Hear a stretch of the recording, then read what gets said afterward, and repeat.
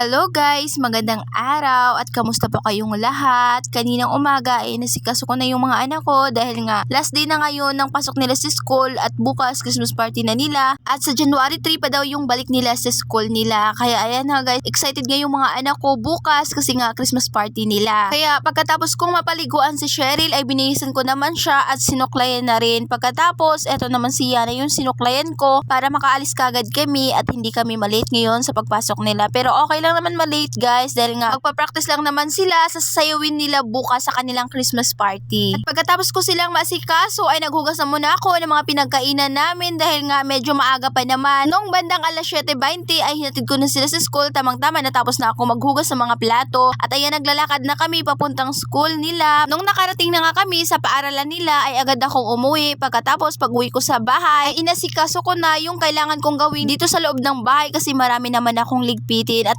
nakahugas naman ako kanina ng mga pinagkainan namin. Kaya yung gagawin ko ngayon, ayan, papalitin ko to yung kortina dito sa bintana sa baba. Kasi nga, medyo matagal-tagal na rin itong kortina ko dito. Kaya ngayon, papalitan ko na kasi nga kailangan na itong labahan. Guys, tinanggal ko na muna itong kortina. Pagkatapos, pinunasan ko naman itong bintana dito para naman maganda naman tignan. At mabuti na lang talaga at medyo sinipag nga ako ngayon. At bukas, yung gagawin ko naman, doon naman ako sa itaas magpapalit ng mga kortina. Kasi nga, parang ilang buwan na yung kortina ko doon sa itaas at hindi ko pa napapalitan. At habang nagpupunas nga ako dito sa bintana, natumba naman atong Christmas tree ko sa sobrang lakas ng hangin. Sobrang lakas ng hangin ngayong araw guys. Kaya ayan, natumba tuloy yung Christmas tree. Kaya mabilis lang kasi itong matumba itong Christmas tree ko guys. Dahil nga pinatong ko nga lang to sa lata ng Bulkasil. Dahil nga ewan ko kung saan ko nalagay itong mga paa ng Christmas tree ko. Baka natapon ko na yun sa sobrang tagal na kasi guys. Kaya nakalimutan ko na talaga kung saan ko nalagay itong mga paa nitong Christmas tree ko. Para naman makatayo itong Christmas tree ko ay ginamitan ko lang siya ng stick glue para pangdikit dito at pinadikit ko nga siya sa lata ng Bulkasil. O diba, maparaan yung mami nyo, Cheris. At pagkatapos ko nga mag-ayos dito sa may bintana, sunod ko namang ginawa dito sa natumba kong Christmas tree. Ayan, inayos ko na muna itong mga regalo. Pagkatapos pinatayo ko na itong Christmas tree ko guys. At balik na nga itong Christmas tree ko at ginawa ko na ng paraan para maporma pa rin siya. Kasi nga, wala pa tayong pambili ng bago nito. Kaya, para-paraan na muna. At eto namang mga pangsabit ko sa Christmas tree, kulang-kulang na nga to. Pero alam nyo naman, maparaan tayo. Kaya ginawan ko na rin ang paraan. Para naman kahit papano ay gumanda naman to tignan itong Christmas tree ko. Noon, nung mga maliliit pa kami, wala talaga kaming Christmas tree sa bahay namin. Mula maliit kami hanggang lumaki na kami. Nakakakita lang kami ng mga Christmas tree kapag nangangaroling kami sa ibang bahay. Kaya hindi ko talaga naranasan guys na magkaroon ng Christmas tree. Kaya nung nagkapamilya ako, talagang bumili talaga ako ng Christmas tree na maliit lang. Akala ko nga noon,